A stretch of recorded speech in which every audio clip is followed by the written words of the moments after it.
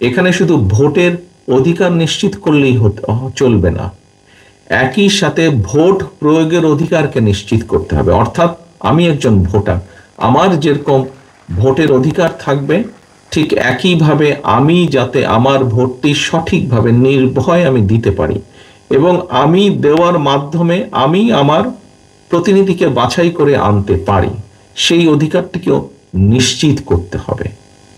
সেটি ইউনিয়ন পরিষদ হোক, সেটি পৌরসভা হোক, সেটি উপজেলা হোক, সেটি জাতীয় পর্যায়ে হোক না কেন, ভোটের অধিকার নিশ্চিত করার পাশাপাশি ভোট প্রদানের অধিকারকেও নিশ্চিত করতে হবে। এবং আমরা যদি এই অধিকারটি নিশ্চিত করতে পারি, অবশ্যই আমরা মানুষের পর্যায়ক্রমিকভাবে মানুষের অর্থনৈতিক স্বাধীনতা নিশ্চিত করতে পারব। প্রিয় উপস্থিতিবৃন্দ,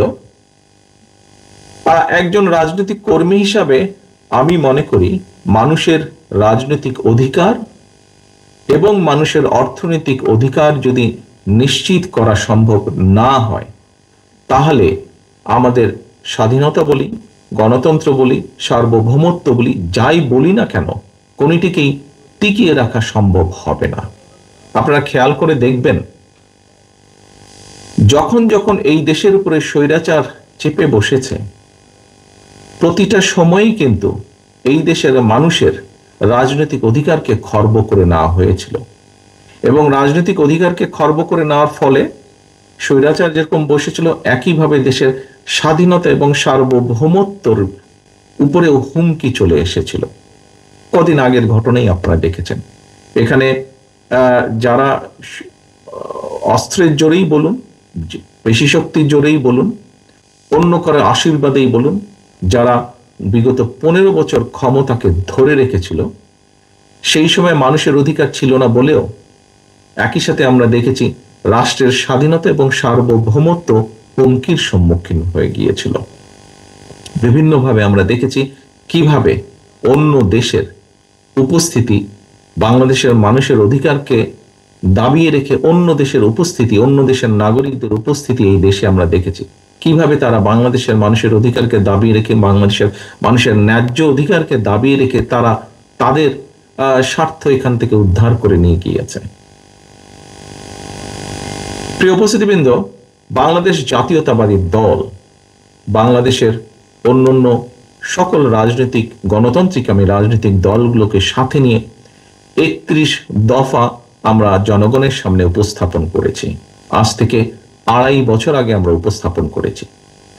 এই 31 দফা আমরা যখন উপস্থাপন করেছি,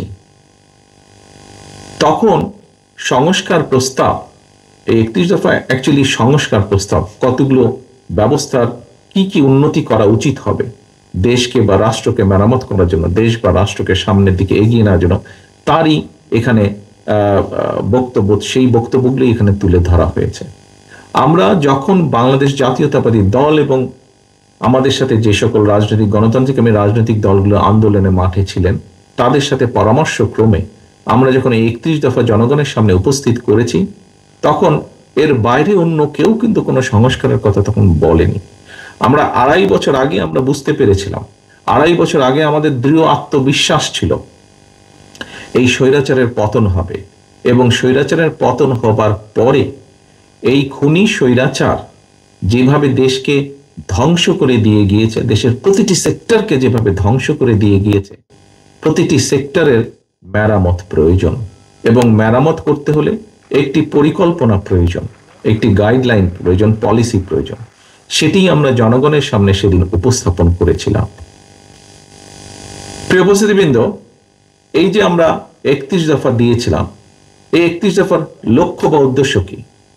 লক্ষ্য বা উদ্দেশ্য একটি গণতান্ত্রিক বাংলাদেশ তৈরি করা।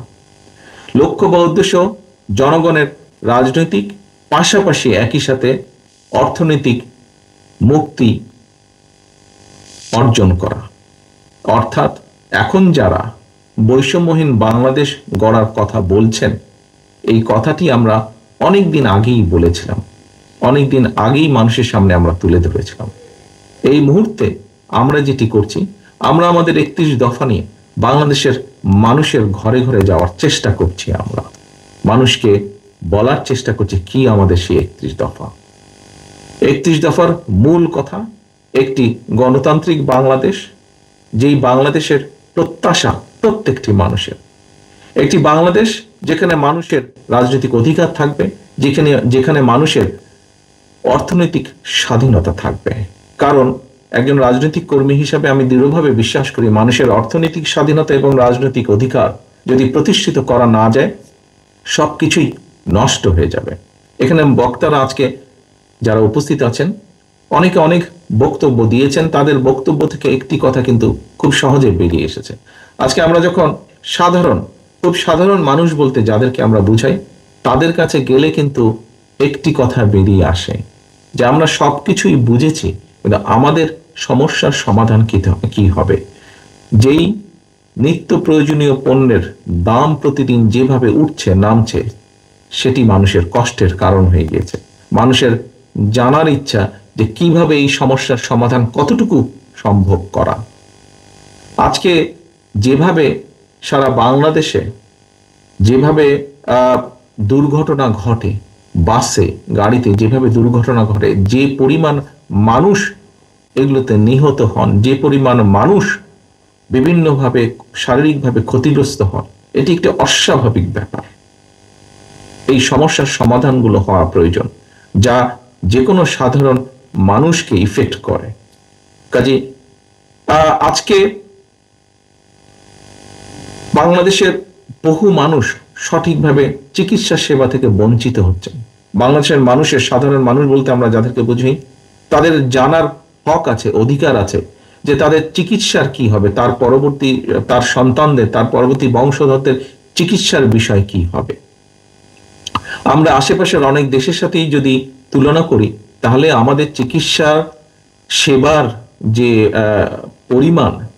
পরিমাণ মানুষের চিকিৎসা সেবা পাওয়া উচিত, যে পরিমাণ মানুষ পাচ্ছে না, তার পরিমাণ ভয়াবহ। যারা পাচ্ছে না তাদের সংখ্যা অনেক বেশি, খুব কম সংখ্যক মানুষ চিকিৎসা সেবার মধ্যে পড়ছে। আমরা শিক্ষা ব্যবস্থা নিয়ে কথা বলছি, শিক্ষা ব্যবস্থার অবশ্যই পরিবর্তন হওয়া প্রয়োজন। শিক্ষা ব্যবস্থার গুণগত প্রয়োজন, শিক্ষকদের গুণগত অবস্থার পরিবর্তন হওয়া প্রয়োজন। তা না হলে এই জাতির সামনে অন্ধকার ছাড়া অন্য কিছু নেই। কাজে এরকম আরো অনেকগুলো বেসিক সমস্যা আছে, যার একটি বেসিক সমাধানের পরিকল্পনা আমরা আমাদের 31 দফায় দিয়েছি। আমরা যদি মানুষের এই সমস্যার সমাধান করতে না পারি, তাহলে উচ্চ কক্ষই বলুন, এক ব্যক্তি দুইবারের বেশি প্রধানমন্ত্রী হবে না বলুন, আরো যত ক্ষমতার ভারসাম্য, এর ভিতরে ওর সাথে ওর ক্ষমতার ভারসাম্য যতই যাই বলি না কেন, আমরা দিন শেষে কিন্তু মানুষের কোনো উপকার হবে না। ওগুলো যেমন আমাদের করতে হবে, একই সাথে আমাদের সাধারণ মানুষের, দেশের বৃহৎ জনগোষ্ঠীর মৌলিক সমস্যার সমাধানগুলো আমাদেরকে করতে হবে। সংস্কার বলতে একজন রাজনৈতিক কর্মী হিসাবে আমি এই বিষয়গুলোকেই বুঝে থাকি। প্রিয় উপস্থিতিবৃন্দ, আজকে আমরা এখানে একত্রিত হয়েছি জুলাই আগস্ট মাসে যে সকল ফটো